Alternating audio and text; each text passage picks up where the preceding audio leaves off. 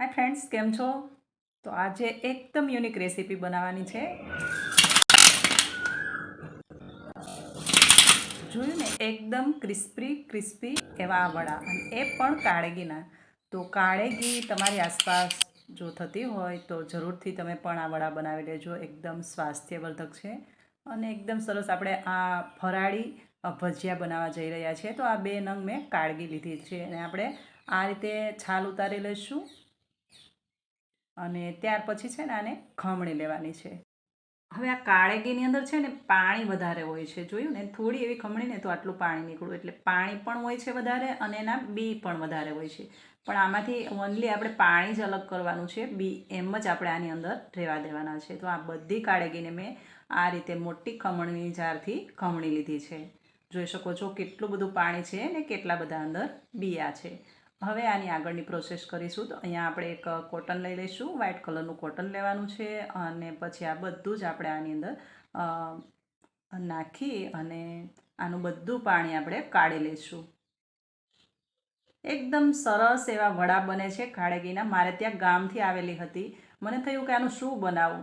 પછી વિચાર આવ્યો કે આજે પરસોત્તમ માસ પણ ચાલે છે અને વ્રત પણ આવશે, તો બધા જ ખાઈ શકે એવા આપણે ફરાળી ક્રિસ્પી વડા બનાવી દઈએ. એટલા માટે મેં આજે તમારા માટે ફરાળી ક્રિસ્પી વડા બનાવ્યા. જો આમાંથી પોણો ગ્લાસ ભરીને પાણી રિલીઝ થયું છે અને ત્યાર પછી આપણી પાસે બચી છે 1 નંગ કાળગીમાંથી આટલું જેવું ખમણ. હવે અહીંયા આપણે અડધો કપ સાબુદાણા લેવાના છે અને બીજું 1/4 કપ આપણે મોરૈયો લઈ લઈશું અને 1/4 કપ આરારૂટનો લોટ. હવે આને છે ને આપણે બરાબર પીસી લેવાનું છે. મિક્સર જારની અંદર થોડું એવું ચલાવી અને આ રીતે જો દરદરું એવું આપણે પીસી લેવાનું છે. મસ્ત એકદમ સરસ ક્રિસ્પી વડા બને છે. હવે આ બધું મેશ કરીને આપણે જે પીસ્યું એમાંથી 1 કપ આ રીતે આટો તૈયાર થયો છે અને 1 ઇંચ આદુનો ટુકડો આપણે ખમણી લઈશું.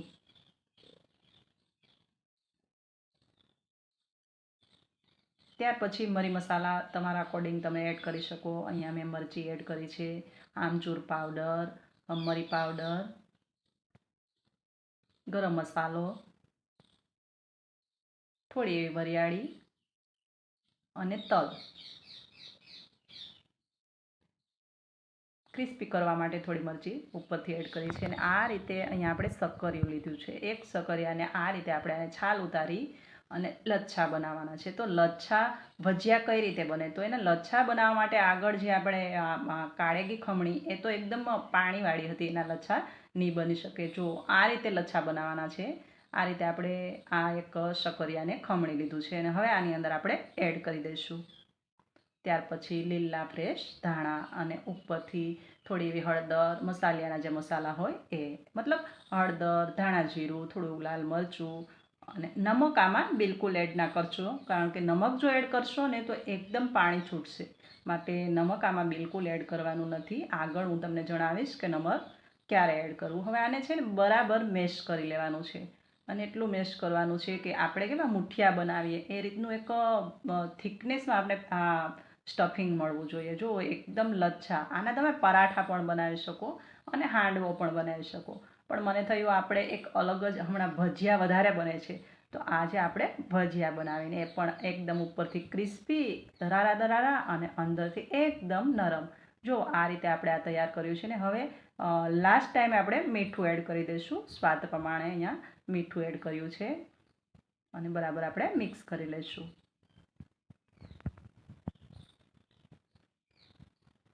જો આ રીતે આપણે મુઠિયા બનાવીએ ને એ રીતનું બેટર થઈ જશે, કારણ કે મીઠું આની અંદર એડ થશે ને એટલે થોડુંક આ રીતનું થશે. અને થોડું એવું પાણી હાથમાં લઈ, જેમ આપણે છંટકોર કરીએ પાણીનો, એ રીતે આપણે પાણી થોડું એડ કરવાનું છે અને આને આ રીતે જેમ જેમ પાણી જોઈએ એ રીતે પાણી, ધાર બિલકુલ નથી કરવાની. આ રીતે થોડું પાછું પાણી એડ કર્યું છે.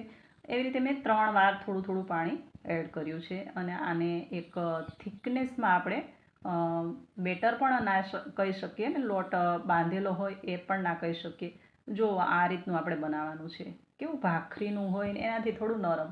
અને આને આ રીતને વડા વાળવાના છે. આ રીતે વડા વાળી અને આને આપણે ફ્રાય કરી લઈશું. એકદમ સરસ એવા વડા બનીને તૈયાર થઈ છે. હવે તેલનું ટેમ્પરેચર આપણે ચેક કરી લઈએ. તો આપણું તેલ એકદમ સરસ ગરમ છે. હવે આ વડા આપણે પાડી લઈશું. તો કાળે ઘીના વડા શાયદ યુટ્યુબ પર પહેલી વાર છે. જો વિડીયો ગમે ને ફ્રેન્ડ્સ તો શેર કરી દેજો. રેસીપી ગમે તો શેર કરી દેજો. અને મારી ચેનલ પર જો નવા હોય ને તો ચેનલને સબસ્ક્રાઈબ કરી દેજો. કારણ કે જો ચેનલને સબસ્ક્રાઈબ કરશો તો આગળ કોઈ પણ રેસીપી હું શેર કરીશ તો તમારા સુધી નોટિફિકેશન આવશે. માટે નોટિફિકેશન પણ ઓલ દબાવી દેજો. આ રીતે આપણે થોડી વાર રહેવા દઈ અને ઉપર નીચે કરીને જેવી રીતે આપણે કેમ બીજા ભજીયા બનાવીએ છીએ એ રીતે આને તળી લેવાના છે. એકદમ સરસ ફરાળી રેસીપી છે. નંબર 1 રેસીપી છે. જરૂરથી ટ્રાય કરજો.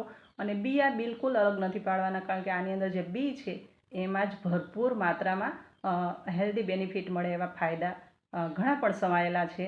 તો બી પણ બિલકુલ અલગ ન કરવા. અને આ રીતે જ્યારે તમે ખાશો ને ત્યારે બી એકદમ ક્રિસ્પી, અંદરથી એકદમ ક્રિસ્પી લાગશે. હવે તૈયાર છે આપણા કાળે ઘીના ભજીયા. તો કાળે ઘીના વડા શાયદ યુટ્યુબ પર પહેલી વાર છે. તમે પણ બનાવજો. અને રેસીપી જો ગમી હોય તો વિડીયોને શેર કરી દેજો. છે ને એકદમ મસ્ત, જોઈને જ ખબર પડી જાય કે એકદમ યુનિક વડા છે. તો ચાલો આપણે સર્વ કરી દઈએ. તો કાળે ઘીના વડા શાયદ સૌરાષ્ટ્રમાં કાળે ઘી તો અત્યારની સિઝનમાં થાય છે. તમારે ત્યાં થાય છે કે નહીં, અને થાય છે તો તમે આનું નામ શું બોલો છો જરૂરથી જણાવજો. ફરી પાછા આપણે મળતા રહીશું નવી રેસીપી સાથે. ત્યાં સુધી આવજો. Thank you for watching.